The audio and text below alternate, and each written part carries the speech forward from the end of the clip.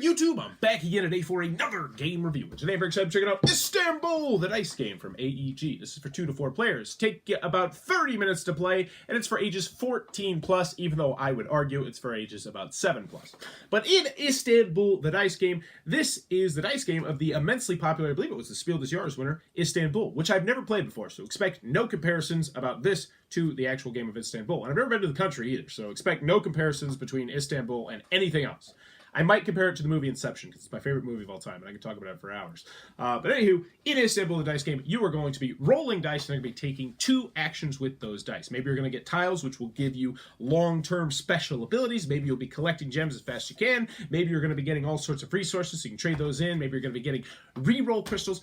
Couple different ways to win the game. It's light, simple, family weight, but at the same time, it can play on game night. But does it play good? That's the question. Let's open it up, and I'll tell you what I think. Alrighty then, we're going to take a look at what's going to get inside of Istanbul, the dice game. So first and foremost, we're going to handy-dandy rule booklet. It is 7 pages, double-sided, full color, full of pictures, illustrations, examples. It's very well done, and it should have you up and running in no time at all. And actually, the last 2 pages are just going over all the different symbology and the different cards in the game. So huge thumbs up on the rule booklet. I had no problem understanding the game from it. So in Istanbul, the dice game, you are trying to collect these red gems out here. And if you're playing 2 or 3 players, you're trying to collect 6 of the gems. If you're playing 4 players, you try to collect 5 of the gems. And there's going to be a variety of different ways you're going to be able to collect the gems, all of them, which I will describe as I go through the different spots on the board. So let's go over the components. Let's get into the gameplay. So first, component-wise, you're going to have some cash over here, nice cardboard. There's 1s, 5s, and 10s, and the money is going to allow you to, collect gems by going up on this track. So the first time someone purchases a gem, it's going to cost 10, and then you take that, and then the next person to purchase a gem is going to cost 12, and then 14. So it's progressively going to raise the cost, and that will be the same with pretty much everything out here except for this bottom action, the bottom gems down here. Next, let's talk about the resources. So there's 5 different types of resources. There's yellow, red, green, blue, and then brown. The brown are the nice ones. They are wilds. They can count as anything you would like them to because, hey, that's what wild means. And how you can collect gems from having those are if you have 4 yellows, then you can get this gem right here. Then eventually goes to 5 and then to 6. 4 greens, 4 blues, 4 reds. Pretty self-explanatory stuff right there. Next, over here, this track right here is going to require that you have a blue, a red, a green, and a yellow. And if you have all those, you'll be able to collect this gem. You also notice there's a little 3 right there. That means you only put a gem there if it's a 3-player game. Otherwise, it would start like this for a 2-player game.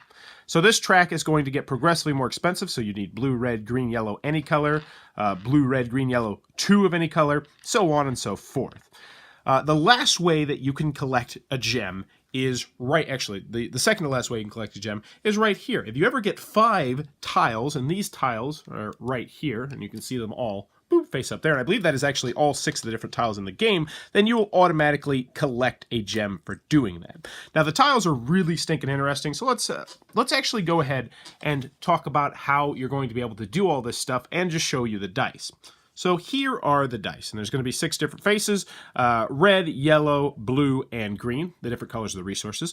One that will give you money, and then one that will let you look at cards, and then pick the cards you would like to use. So let's just show you a mock turn, and we'll walk you through everything. So right now, I have 2 yellows, a blue, a green, and a red. Also at the beginning of the game, everyone's going to start with one of these blue gems right here. The blue gem will allow you to reroll any number of the unused dice that you have in front of you, and they're very, very useful. So let's take a look at what we could potentially do with these dice.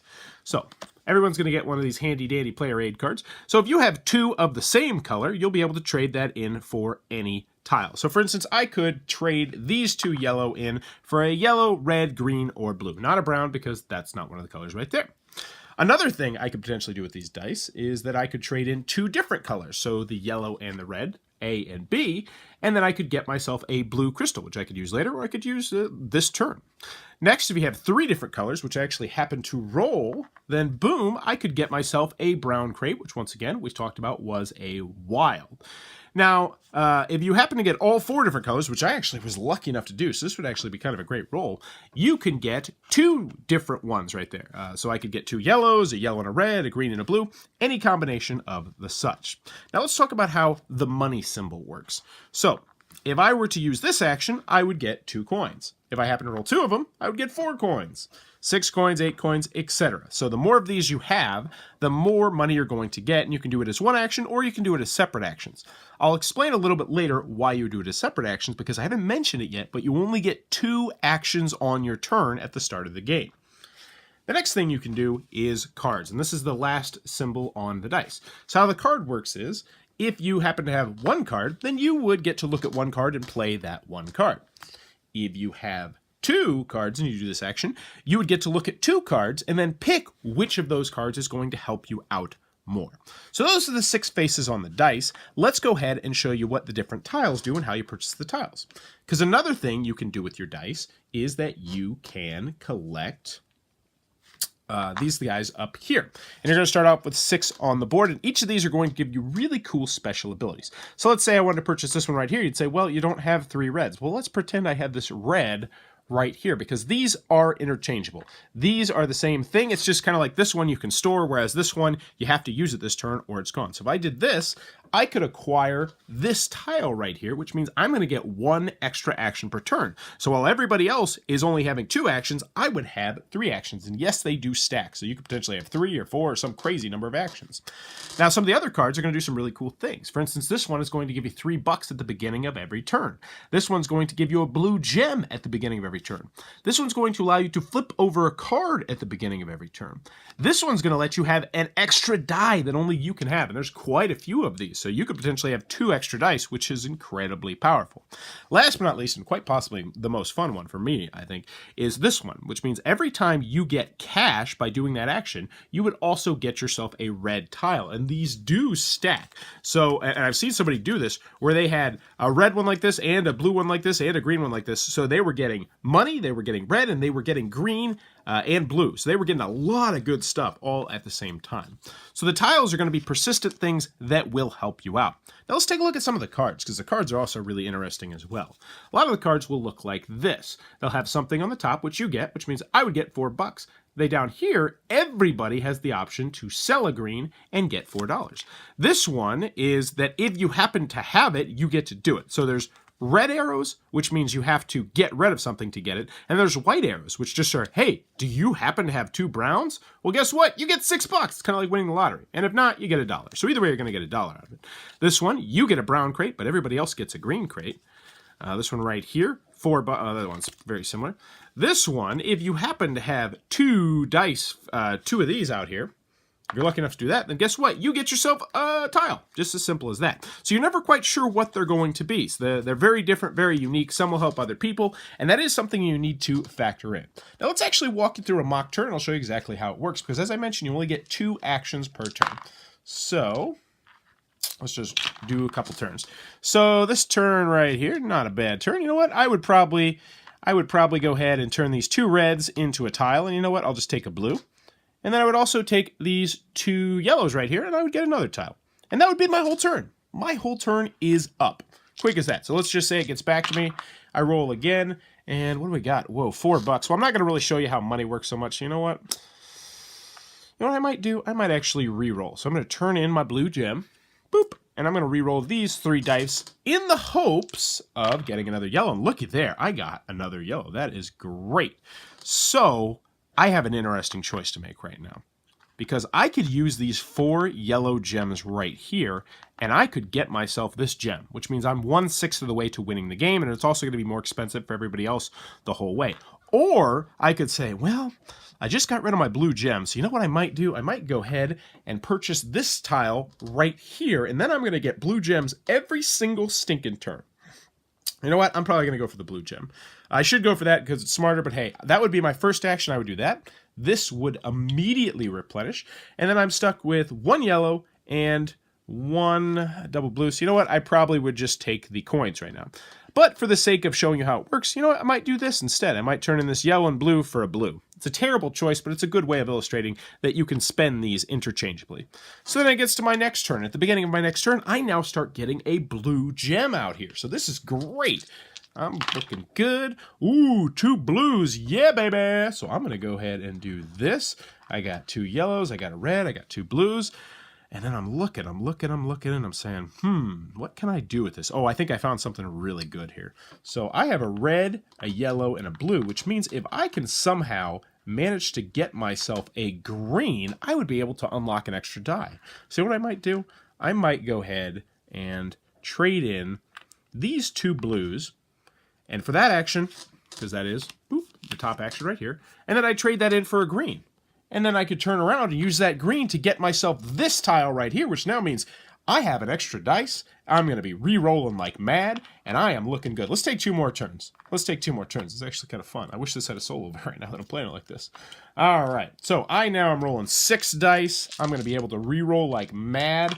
So let's see what I got, and boom, yeah, let's go ahead. Let's just start this gravy train rolling. 3 green. Yeah, we'll take 3 green, and you know what? I'm going to start getting some cash, too. I'm going to take this right here with my 3 green, which means now I've just got a lot of stuff I'm going to be getting. And I'll show you how the card action works. So I would pick 3 cards because I have, that right there. And I get to decide what I want to do. So I could get a yellow and $3, but at the same time I'm giving someone else all that stuff. I could do this and let people buy a yellow for $2, or I could get the brown. So the question is,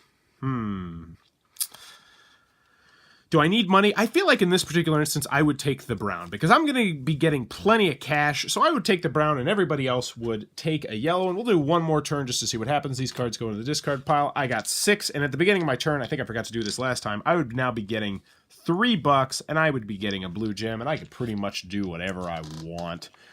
Oh, man. Let's just see what we got. Oh, man. I wish we could get an extra dice. So... Yep, I might go ahead and re-roll. So I'll re-roll because what I really want to kind of get is maybe this one right here. No, I want to get the extra actions. You know what? I would re-roll these 5, and hopefully I get myself some reds. And I have 2 reds. You know what? I got so many re-rolls. Why not do it again? And as you can see, getting these tiles is really fun. It makes your turn really interesting. And there we go. I got myself 3 reds. I am now going to start having 3 actions per turn. But here's the thing. While I'm doing this, while I'm getting this super awesome machine chugging over here, someone else is just like, yeah, I'll just take this one. Yeah, I'll just take that one. I'll just take this one. And they might have 2 or 3 gems, whereas I'm sitting here with 0, and I'm like, oh, I need to start making my engine go faster.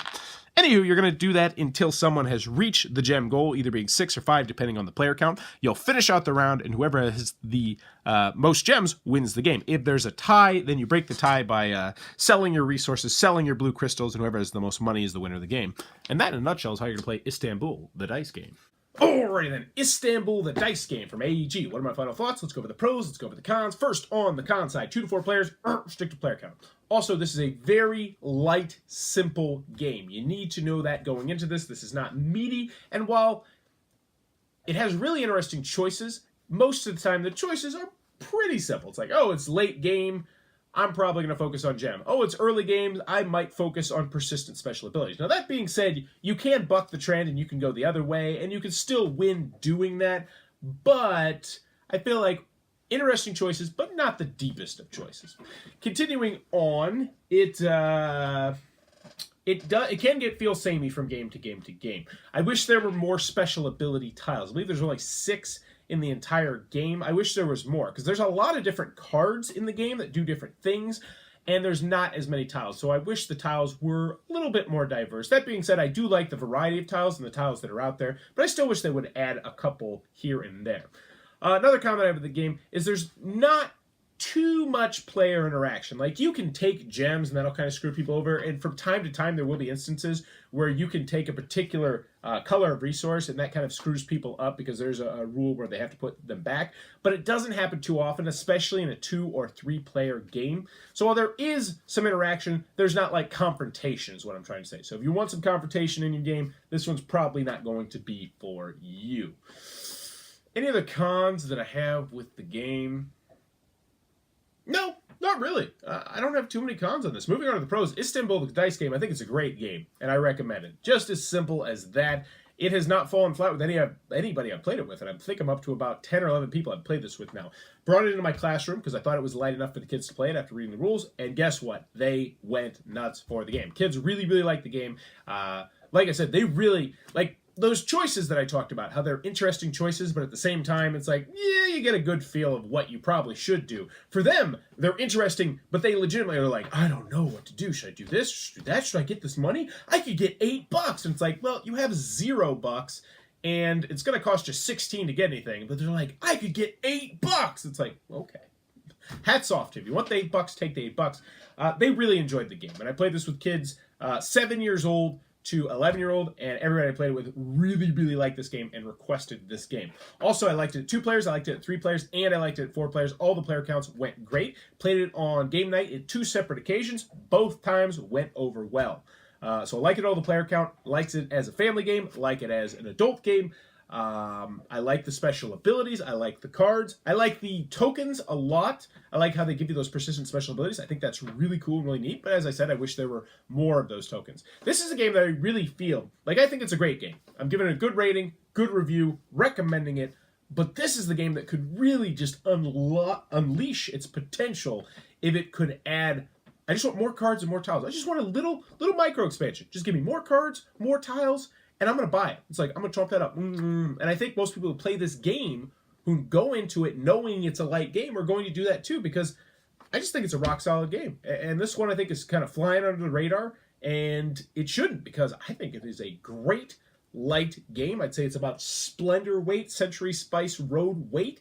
And if you enjoy playing games of that weight, that are the filler weight time almost, at about 30 minutes, I think this is definitely one you're going to want to check it out. I can recommend as a couples game for 2 players, family game, game night game, Istanbul the dice game. Definitely one I'm recommending from AEG. This one's going onto my shelf. Actually, it might go into my shelf in my classroom. I'll have to decide, because I like it. I like it both, but I think it will get played more at school for the time being. But once my son gets old enough to play it, which I might try to teach to him next year because he's 5 right now, I think that's a little tiny bit too early. I think this is going to get played a lot at my house because my wife, I think, also will like the game as well. But there you go. That is Istanbul, the dice game from AEG, one I definitely can recommend. If you enjoyed this review, please be sure to click on that subscribe button down below in the comments below. Let me know what's one thing you know about Istanbul. Me personally, I know that there are people that wear turbans and play board games in very busy markets, which probably really annoys the people that work at the markets. They're like, what the hell is this guy doing? Why is he just sitting here playing? Like, look at that guy. There's a guy back there, and he's like, what the hell is this dude doing? I'm trying to sell apples here. Why is this guy playing this game for the last 25 minutes in the middle of the marketplace? Go over there. There's picnic tables, Daniel. There's picnic tables. That's all I know about Istanbul. Let me know in the comments below. What do you know about Istanbul? And as always, thanks for your time, YouTube.